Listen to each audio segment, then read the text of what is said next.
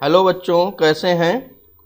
आइए आज हम लोग शुरू करते हैं class 12th chemistry unit first solid state.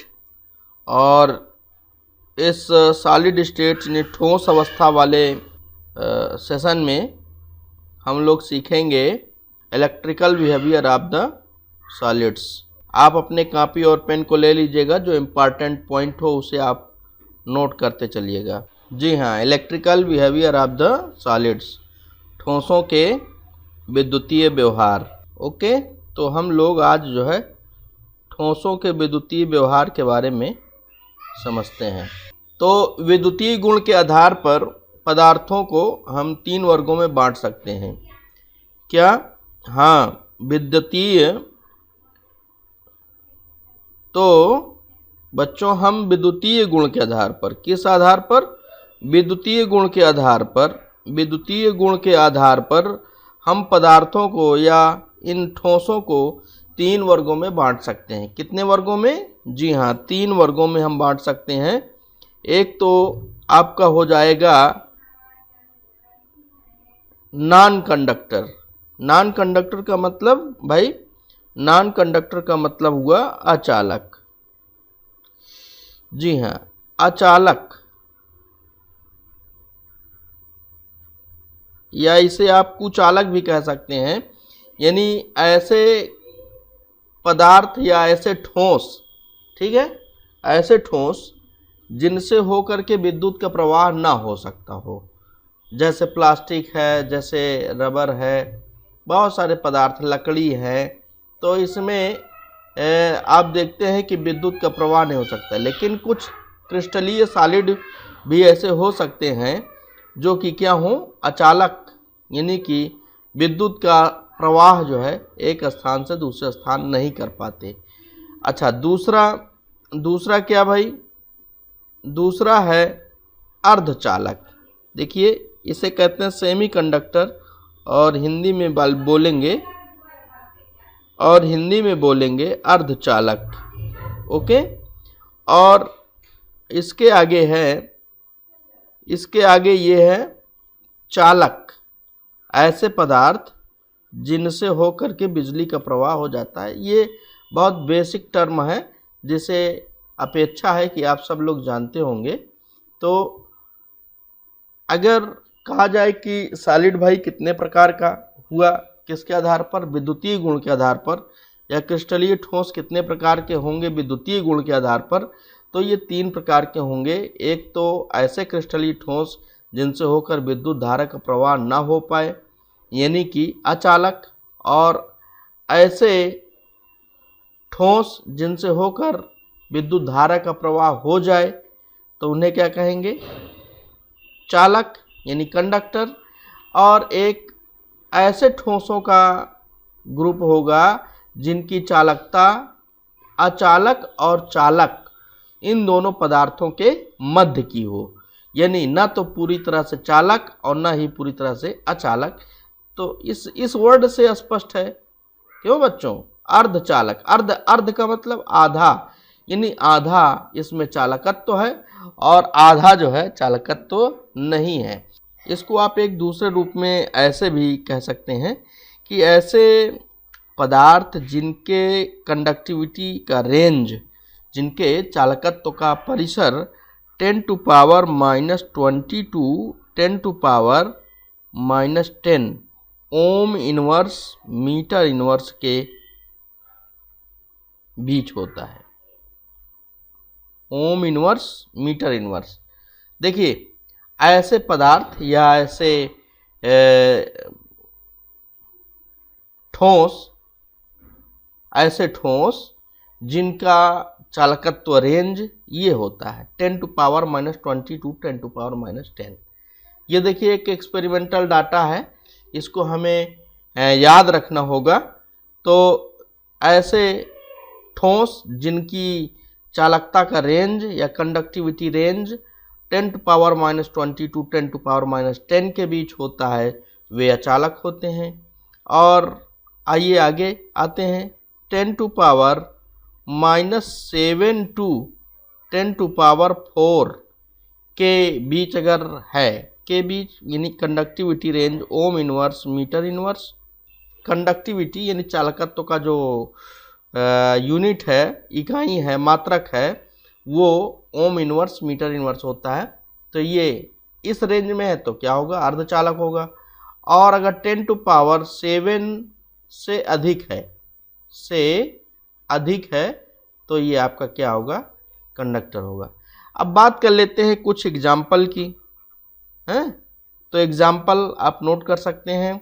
आप एग्जाम्पल देख सकते हैं CuO, MnO, TiO2, Fe2O3, NiO, COO etcetera. Okay, तो इस प्रकार से इतने सारे जो मैंने एग्जाम्पल दिया, ये ऑक्साइड हैं, धातु के सारे ऑक्साइड हैं। ये आपका क्यूप्रस ऑक्साइड, मैग्नीज ऑक्साइड, और ये टिटेनियम ऑक्साइड, और ये इधर आपका ferric oxide, nickel oxide, cobalt oxide. तो ये सभी जितने भी ऑक्साइड्स हैं ये अचालक के एग्जाम्पल हैं। ओके, अब बात करते हैं अर्धचालक। तो अर्धचालक में भाई जैसे सिलिकॉन हो गया, जर्मेनियम हो गया है, तो ये क्या है, अर्धचालक हैं। अच्छा, एक चीज़ और अभी हम लोग आगे पढ़ेंगे, सेमीकंडक्टर दो तरह के होते हैं, एक तो इंट्रिंसिक और एक एक्सट्रिंसिक, यानी एक प्योर होते हैं और एक इम्प्योर होते हैं। तो उसको हम लोग आगे पढ़ेंगे डिटेल में। अभी हम एग्जाम्पल के लिए अगर बात करें तो आप SI और GE को नोट कर सकते हैं। ये क्या है, ये आपके अर्धचालक हैं। अब इसमें कंडक्टर में अगर हम बात करें कि कंडक्टर के चालक कौन हैं, यानी कि ऐसे कौन से क्रिस्टलीय ठोस हैं जो कि विद्युत को एक स्थान से दूसरे स्थान तक पहुंचा सकते हैं, या फिर जिनका conductivity range 10⁻7 ohm inverse metre inverse से अधिक है। तो देखिए भाई, all metals and alloys means जितनी भी मिश्र धातुएं हैं। कौन सी धातुएं, जी हाँ, मिश्र धातुएं जितनी भी हैं, जितने भी धातुएं हैं, ये सब क्या हैं, कंडक्टर हैं।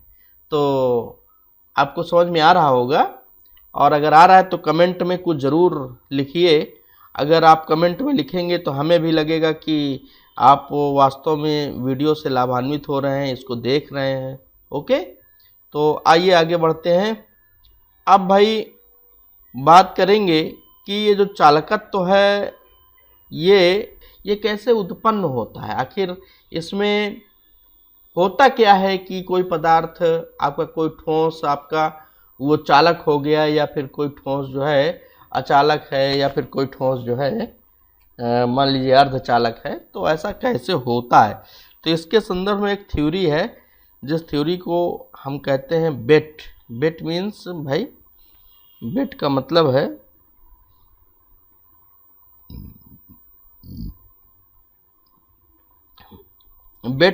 है बैंड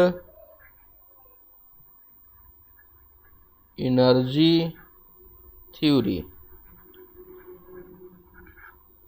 बैंड एनर्जी थ्योरी, इसको हम कहते हैं शार्ट में, क्या कहते हैं भाई, इसको हम लोग शार्ट में क्या कहते हैं, बैंड एनर्जी थ्योरी।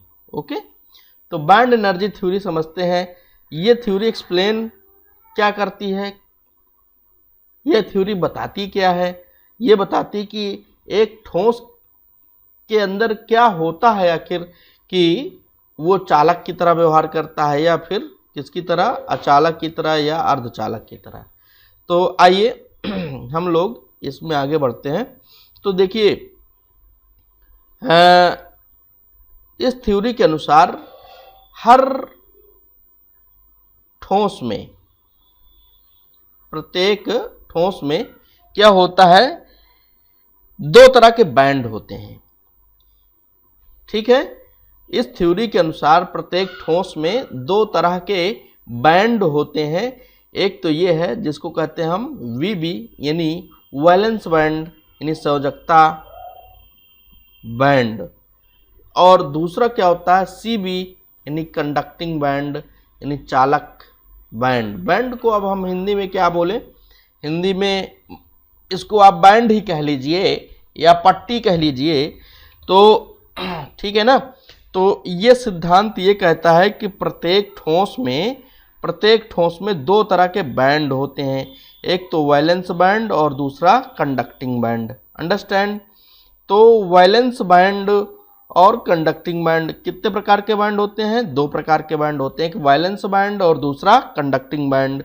अब वैलेंस बैंड में क्या होता है? इलेक्ट्रॉन होते हैं। इसमें क्या होते हैं? इलेक्ट्रॉन।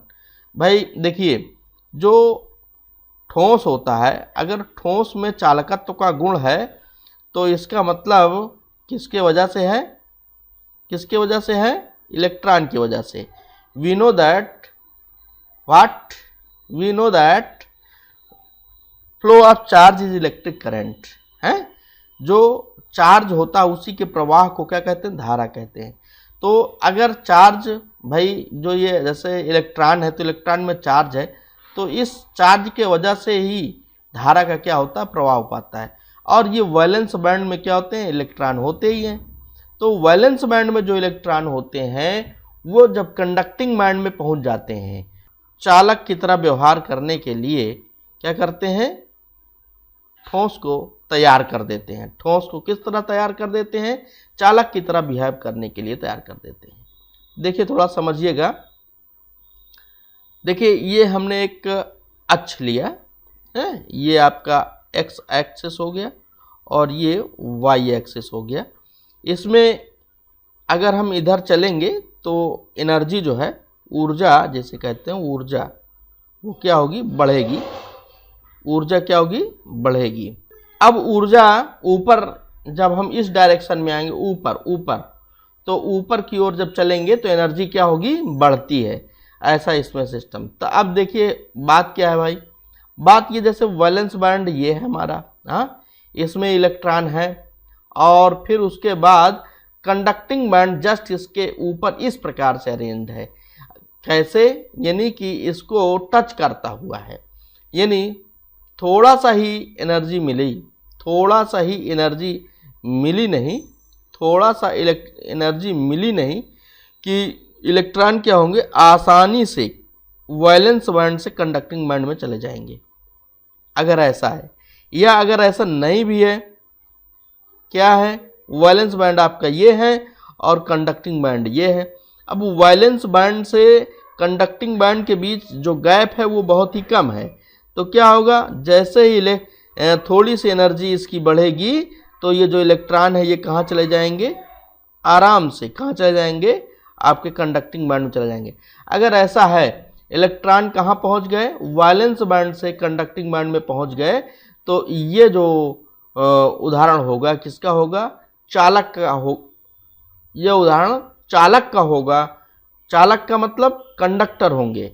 ऐसे ठोस जिनमें व्यवस्था इस प्रकार हो कि वैलेंस बैंड से कंडक्टिंग बैंड सटा हुआ हो या थोड़े ही गैप में हो, तो जैसे ही थोड़ी एनर्जी मिलेगी तो इलेक्ट्रॉन जंप कर जाएंगे वैलेंस बैंड से कंडक्टिंग बैंड में।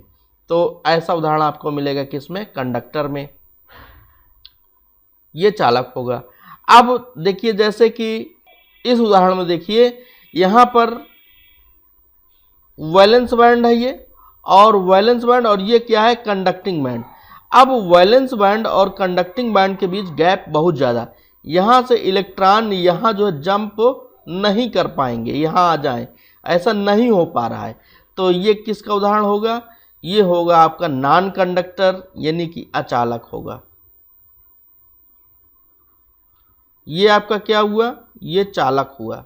ये आपका चालक हुआ, लेकिन ये अचालक। यानी ये सिद्धांत ये बताता है कि जब वैलेंस बैंड और कंडक्टिंग बैंड के बीच गैप बहुत ज़्यादा होता है तो इलेक्ट्रॉन क्या करते हैं? वैलेंस बैंड से कंडक्टिंग बैंड में जंप नहीं कर पाते। तो ऐसी वजह से, तो क्या होता है?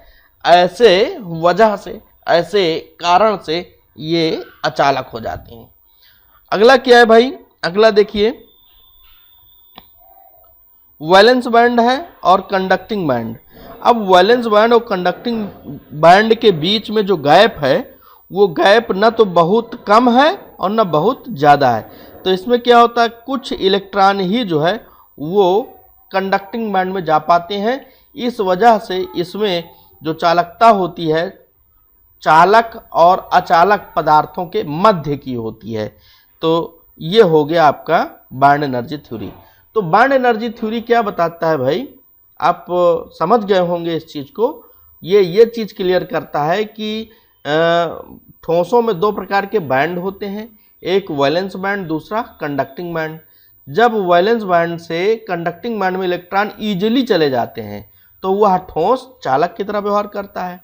जब वैलेंस बैंड से इलेक्ट्रॉन कंडक्टिंग बैंड में नहीं जा पाते तब वो ठोस किसका व्यवहार करता है, अचालक का व्यवहार करता है। और जब ये गैप जो है बहुत ज़्यादा नहीं होता और बहुत कम भी नहीं होता, यानी कुछ ही इलेक्ट्रॉन जो उंगलियों पे गिने जाए, माने कुछ ही, कहने का मतलब बहुत, जब थोड़े इलेक्ट्रॉन वैलेंस बैंड से कंडक्टिंग बैंड में जा पाते हैं तो इस कारण से जब ठोसों की चालकता चालक और अचालक ठोसों के मध्य की हो जाती है तो उसे फिर क्या बोलते हैं, अर्धचालक। तो ये हुआ आपका क्या भाई, बार्न एनर्जी थ्योरी। आइए आगे चलते हैं, types of semiconductor. Types of semiconductor यानी अर्धचालकों के प्रकार। अर्धचालक भाई दो प्रकार के होते हैं, जैसे कि अभी मैंने आपको बताया। क्यों भाई, अर्धचालक कितने प्रकार के, जी हाँ 2 प्रकार के। ये अर्धचालक कितने प्रकार के, अर्धचालक हैं ये अर्धचालक। तो अर्धचालक जो है सेमीकंडक्टर कितने प्रकार के होते हैं, सेमीकंडक्टर होते हैं 2 प्रकार के। एक तो आपका हो जाता है इंट्रिंसिक। What, intrinsic. इंट्रिंसिक को हम प्योर भी कह सकते हैं। क्या कह सकते हैं, प्योर। जो प्योर सेमीकंडक्टर होते हैं एक वे, और एक होता है एक्सट्रिंसिक। एक्सट्रिंसिक यानी कि इम्प्योर। एक अर्धचालक जो शुद्ध हो और दूसरे क्या, अशुद्ध। ओके, अब जो शुद्ध होते हैं भाई, ये तो आपके शुद्ध जर्मेनियम और शुद्ध सिलिकॉन, ये दोनों जो है अगर शुद्ध है तो इंट्रिंसिक है। ओके, और एक्सट्रिंसिक जो अर्धचालक होते हैं उनमें कुछ हम जानबूझ करके वांछनीय गुण लाने के लिए, वांछनीय चालकता पैदा करने के लिए उसमें इम्प्यूरिटी ऐड करते हैं, जिसे हम डोपिंग भी कहते हैं। क्या कहते हैं भाई, जी हाँ डोपिंग।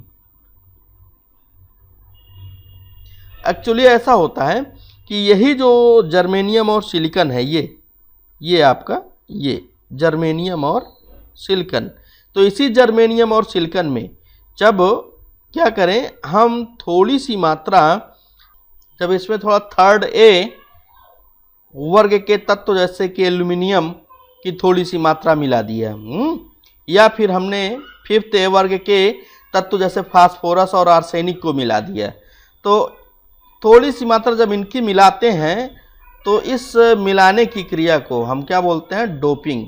ठीक है, तो ये थर्ड ए वर्ग के जो तत्व हैं इनका अगर हम अपमिश्रण करते हैं या फिफ्थ ए वर्ग के तत्वों का आप मिश्रण करते हैं तो जो अर्धचालक होता है वो अपना इम्प्योर हो जाता है, जैसे एक्सट्रिंसिक अर्धचालक कहते हैं।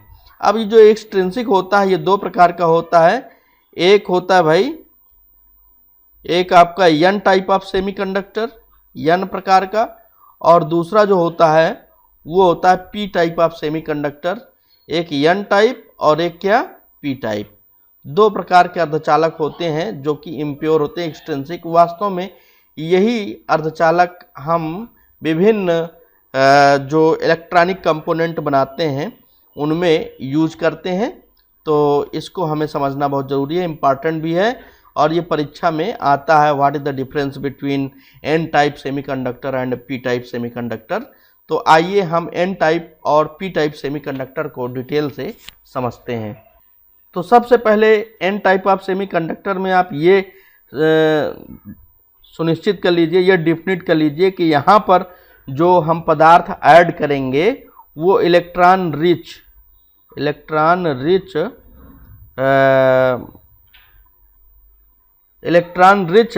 इम्प्यूरिटी यहाँ पर ऐड करेंगे। इम्प्यूरिटी यहाँ पर जो इम्प्यूरिटी हम ऐड करेंगे वो इलेक्ट्रॉन रिच होगी, और यहाँ पर जो इम्प्योरिटी ऐड होगी वो इलेक्ट्रॉन जो है डेफिसिट होगी। इलेक्ट्रॉन डेफिसिट इम्प्योरिटी यहाँ पर हम लोग ऐड करेंगे। तो यहाँ पर जो इलेक्ट्रॉन डेफिसिट का मतलब क्या हुआ भाई, जिसमें इलेक्ट्रॉन कम हो, यानी थर्ड ए वर्ग के तत्व को अगर हम मिलाते हैं तो पी टाइप बनेगा, और फिफ्थ ए वर्ग के तत्व को मिलाते हैं अगर, तब क्या बनेगा, एन टाइप ऑफ सेमीकंडक्टर बनेगा। तो आइए आगे हम लोग देखते हैं इसको। देखिए जैसे ये एक क्रिस्टल है SI का, जिसमें मैंने यहाँ से लेकर के यहाँ तक ये पूरा SI एटम जो है इस प्रकार से दिखा दिया। ये SI का क्रिस्टल है। अब अगर ऐसा है तो ये एक इंट्रिंसिक या प्योर जो है सेमीकंडक्टर है, इसमें दो राय नहीं है ना। लेकिन अब हम अगर डोपिंग करें, इसी में क्या करें, डोपिंग का मतलब इसमें हम कोई चीज़ मिलाएं।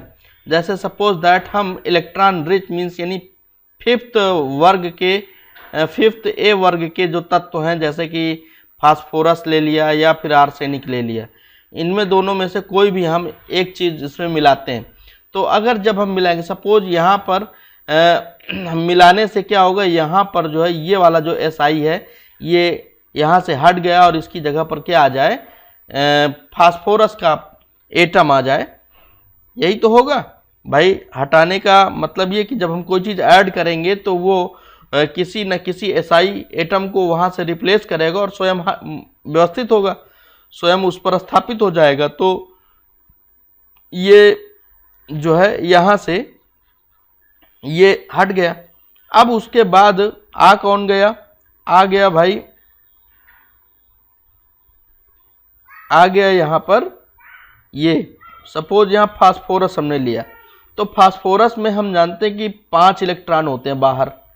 इसके आउटर मोस्ट ऑर्बिट में कितने इलेक्ट्रॉन होते हैं, 5 इलेक्ट्रॉन।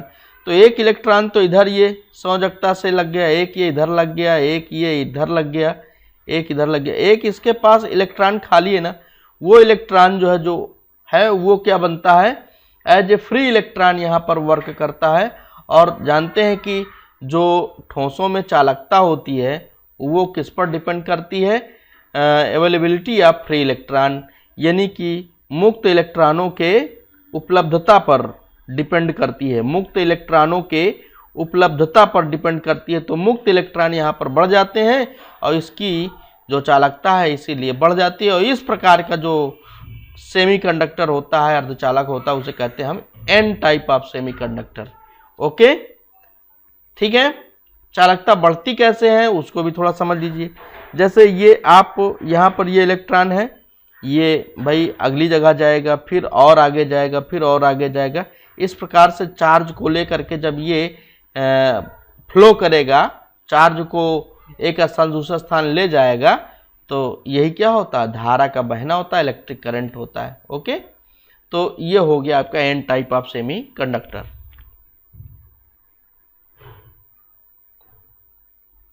अब आइए समझते हैं P type of semiconductor. P type of semiconductor में क्या होता है, पॉजिटिव होल बनेगा। यानी मैं आगे बढ़ जाता हूँ थोड़ा। जैसे ये मैंने एक क्या लिया, कंडक्टर लिया, SI इस प्रकार से मैंने व्यवस्थित किया है। यहाँ पर ये आपको दिख रहा है ना, SI। तो ये क्रिस्टल है। अब इसमें कोई भी लैटिस पॉइंट में दूसरा एटम नहीं है, तो ये तो प्योर है। लेकिन अब हमें पी टाइप सेमीकंडक्टर को एक्सप्लेन करना है। तो पी टाइप सेमीकंडक्टर में क्या होता है, जो इलेक्ट्रॉन पुअर इम्प्योरिटी है, कौन सी, इलेक्ट्रॉन पुअर इम्प्योरिटी, यानी कि यार जो थर्ड ए वर्ग में तत्व हैं, ओके, 13वें वर्ग में जो तत्व हैं, जैसे कि मान लीजिए एल्यूमिनियम है। ओके, तो एल्यूमिनियम को हम इसमें डोपिंग करेंगे। डोपिंग का मतलब आप जान ही गए कि डोपिंग मतलब थोड़ी सी मात्रा जब हम इसमें ऐड करेंगे तो कुछ SI एटम पर वो जिस चीज़ को ऐड कर रहे हैं उसके एटम आ जाएंगे। सपोज यहाँ पर मैं ये वाला जो SI है, इस पर जो है हम एल्यूमिनियम को प्रतिस्थापित कर दे रहे हैं। तो यहाँ मैं इसको हटा देता हूँ, ये आपके सामने हटा दिया। और ये अब मैं इसको लेके आऊँगा एल्यूमिनियम। जी हाँ, अब ये एल्यूमिनियम हम जानते हैं कि इसके आउटर मोस्ट ऑर्बिट में कितने इलेक्ट्रॉन होते हैं? हाँ, 3 इलेक्ट्रॉन होते हैं। तो 3 SI एटम से तो ये कोवैलेंट बॉन्ड बना लेगा। अब ये जो भाई इधर वाला जो SI एटम है, इसका जो ये वैलेंसी, ये तो क्या हो गया, ये तो यहाँ पर खाली हो गया। अब जब ये खाली हो गया तो ये बनाता पॉजिटिव होल। क्या बनाता है? पॉजिटिव होल बनाता है। और ये पॉजिटिव होल फिर मूवमेंट करता है। अब जैसे ये यहाँ से यहाँ आया पॉजिटिव होल, फिर ये यहाँ से यहाँ आया पॉजिटिव होल, फिर ये यहाँ से यहाँ आया पॉजिटिव होल। तो इस प्रकार से जब ये पॉजिटिव होल जो है यात्रा करता है और यात्रा करते हुए जो है आगे बढ़ता है, तो यानी चार्ज का प्रवाह होता है। और जब चार्ज का प्रवाह होता है तो धारा क्या होती है? बहने लगती है। यानी इसमें भी क्या होता है? चालकता में वृद्धि हो जाएगी। जब हम एडिंग करेंगे पी टाइप सेमीकंडक्टर चाहे एन टाइप सेमीकंडक्टर, उसमें हम कोई भी चीज़ लाइक थर्ड ए वर्ग के जो तत्व हैं या फिर फिफ्थ ए वर्ग के तत्व हैं, उनको ऐड करेंगे तो उसमें जो चालकता होगी ओवरऑल बढ़ जाएगी। इसको थोड़ा ऐसे समझ लीजिए, जैसे सपोज दैट यहाँ पर हम एक ये रॉड लिए और ये हमारा माइनस प्लेट है और ये हमारा जो है प्लस प्लेट है। तो होगा क्या यार, जो पॉजिटिव होल है वो इधर चलेंगे, इधर की ओर चलेंगे। ओके, ये पॉजिटिव होल इधर की ओर चलेंगे, ठीक है। और धारा हमारी किधर बहेगी? तो धारा जो है, धारा का प्रवाह होने लगेगा, ठीक है। अब जैसे जो एन टाइप ऑफ सेमीकंडक्टर था उसमें क्या था? उसमें इलेक्ट्रॉन चलेंगे। अब जैसे ये माइनस हो गया, ये प्लस हो गया, तो जो इलेक्ट्रॉन होंगे वो किधर चलेंगे? इधर चलेंगे। किधर चलेंगे? प्लस की ओर चलेंगे ना।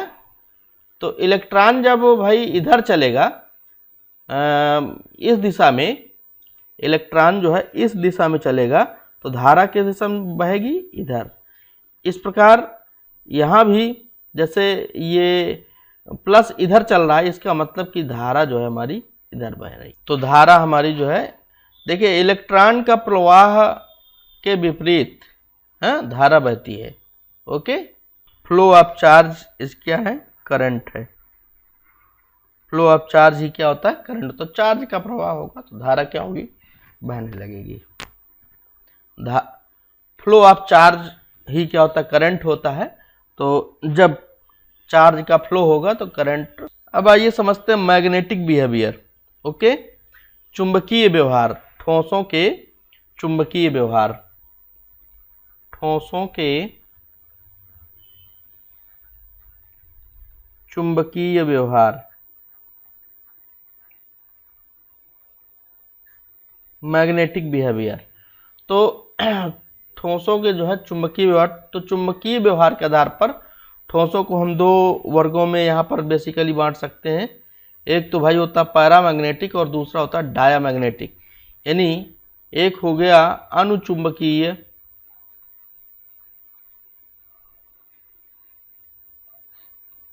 और दूसरा क्या हो गया भाई? प्रतिचुंबकीय। अनुचुंबकीय और प्रतिचुंबकीय। तो क्या होते हैं, जैसे कोई भी ठोस है और ये मान लीजिए ठोस है अपना, और ये ठोस को हम कहाँ ले जाएं? किसी चुंबक के पास ले जाएं। ये यहाँ पर एक चुंबक रखा हुआ है, तो इस चुंबक के अगर पास ले जाते हैं, हम इस ठोस को चुंबक के पास ले जाते हैं और ये ठोस थोड़ा सा इससे आकर्षित होता है, थोड़ा सा क्या हो? आकर्षित हो जाता है। तो ऐसे ठोस को हम क्या कहते हैं? ये अनुचुंबकीय ठोस कहते हैं, अनुचुंबकीय पदार्थ कहते हैं। यानी ऐसे पदार्थ जिनको चुंबकीय क्षेत्र के पास ले जाएं तो चुंबक की ओर आकर्षित हों, तो उनको क्या बोलते हैं? अनुचुंबकीय। और अगर चुंबक से प्रतिकर्षित हो, जस्ट इसका उल्टा कर दीजिए तो क्या हो जाएगा भाई? तो हो जाएगा ये आपका डायामैग्नेटिक या प्रतिचुंबकीय। यानी ठोस है, आकर्षित ना हो, अब वो क्या हो? थोड़ा प्रतिकर्षित हो। चुंबक से थोड़ा सा दूर जाए तो क्या होता है, डायामैग्नेटिक। एग्जाम्पल के लिए जैसे एग्जाम्पल हम देना चाहें तो भाई एग्जाम्पल दे सकते हैं Cu2+, Cr3+, Mn2+, Fe3+ और O2। ये सारे के सारे जो है आयन और जैसे ये मॉलिक्यूल है, ये जो लिखे हुए हैं ये किसके अंतर्गत आएगा, पैरामैग्नेटिक। आपको ध्यान आ रहा होगा कि ऑक्सीजन ही एक ऐसा मॉलिक्यूल था जिसके वजह से जो है एक अलग से थ्योरी का विकास हुआ था जिसे MOT कहते थे, आप 11th में पढ़े होंगे, मॉलिक्यूलर ऑर्बिटल थ्योरी, उसका जो है विकास हुआ था। क्योंकि एक ये तथ्य था कि ऐसे तत्व या आयन जिनके पास क्या हो, अनपेयर्ड इलेक्ट्रॉन हो, जिनके पास अनपेयर्ड इलेक्ट्रॉन हो, अनपेयर्ड मतलब अयुग्मित, तो जिनके पास अयुग्मित इलेक्ट्रॉन होते हैं वे पदार्थ या वे ठोस क्या होते हैं, अयुग्मित इलेक्ट्रॉन है। अगर एक ये तथ्य था कि जिसके पास अयुग्मित इलेक्ट्रॉन होते हैं वे क्या होते हैं, अणुचुंबकीय, और जिनके पास युग्मित इलेक्ट्रॉन होते हैं यानी पेयर्ड इलेक्ट्रॉन होते हैं, वे क्या होते हैं, प्रतिचुंबकीय या डायामैग्नेटिक होते हैं। लेकिन यही एक O2 ऐसा अणु था जिसमें क्या था भाई, इसमें था युग्मित और युग्मित इलेक्ट्रॉन, बावजूद इसके ये किस में आता है, अणुचुंबकीय में आता है और ये प्रतिचुंबकीय में नहीं आता। तो इसी की वजह से MOT या मॉलिक्यूलर ऑर्बिटल थ्योरी का विकास हुआ था। अब बात आती है थोड़ा सा और आगे अगर बढ़ें कि ये जो चुंबकीय व्यवहार है इसको एक्सप्लेन करना हो तो हम कौन से सिद्धांत को पढ़ेंगे, तो उस सिद्धांत का नाम है भाई डोमेन थ्योरी। क्या नाम है, हाँ, तो अगर चुंबकीय व्यवहार को एक्सप्लेन करना है तो एक इसके लिए थ्योरी आई थी जिसको कहा जाता था डोमेन थ्योरी या डोमेन सिद्धांत।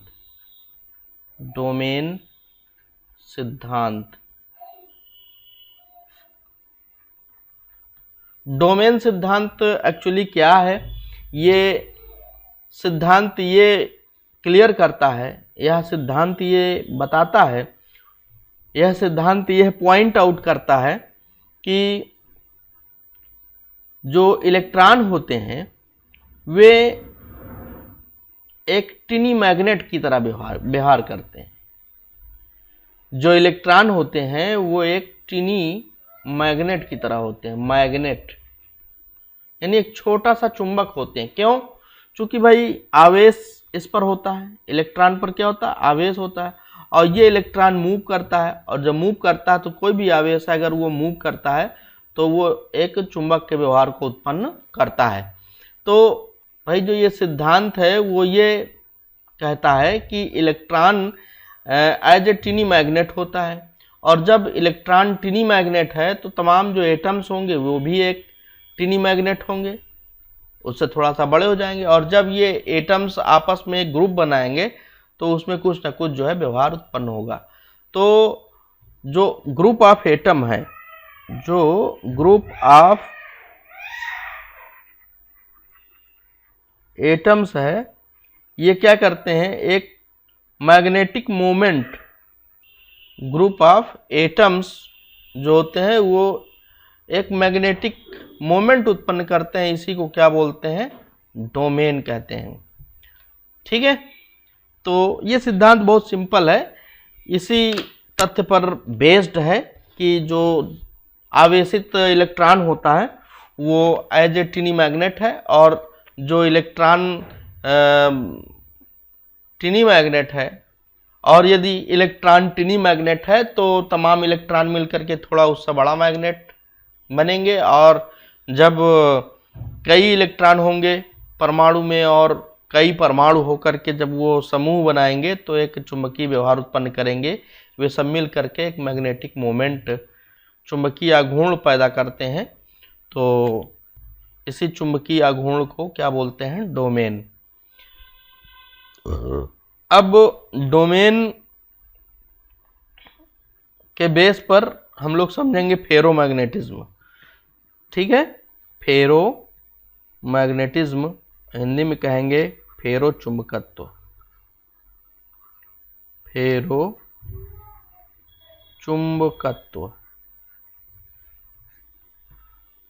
फेरोचुंबकत्व।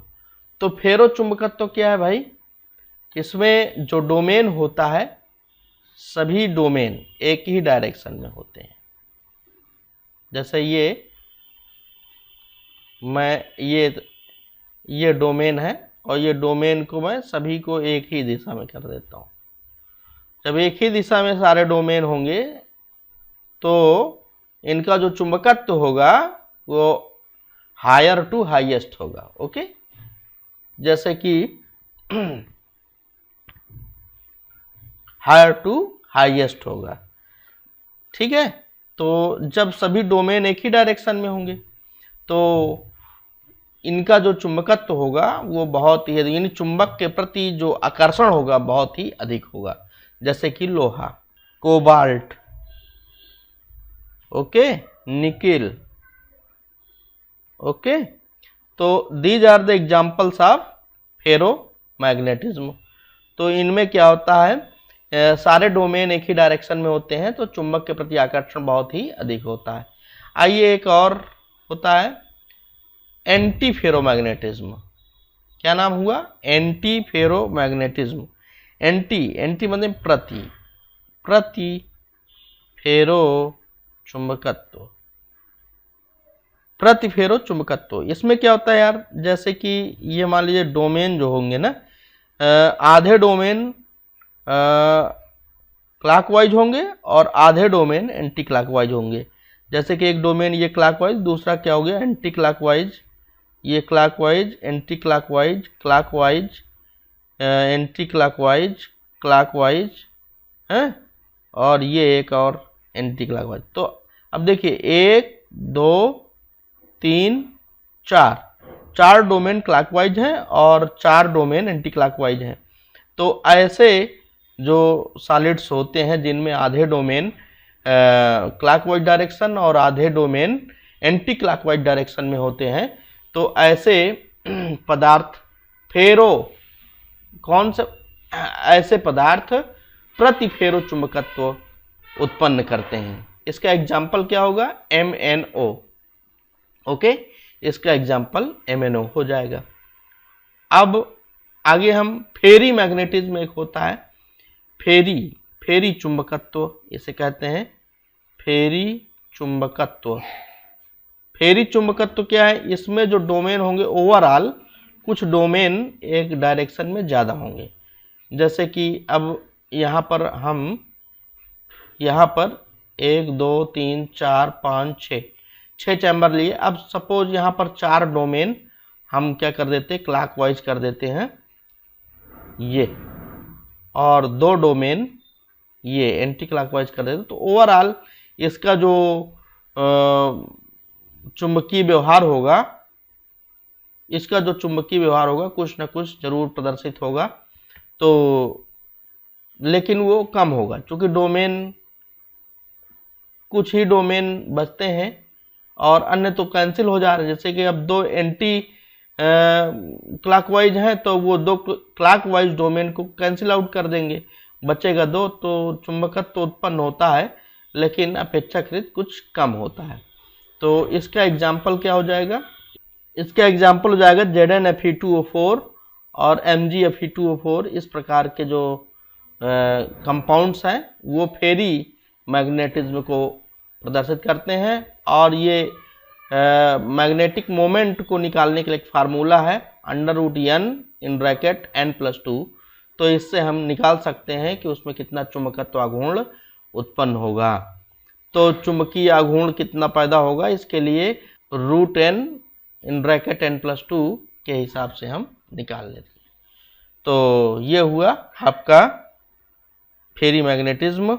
इस प्रकार से ये चैप्टर के सारे पॉइंट्स हम लोगों ने पढ़ लिए। धन्यवाद।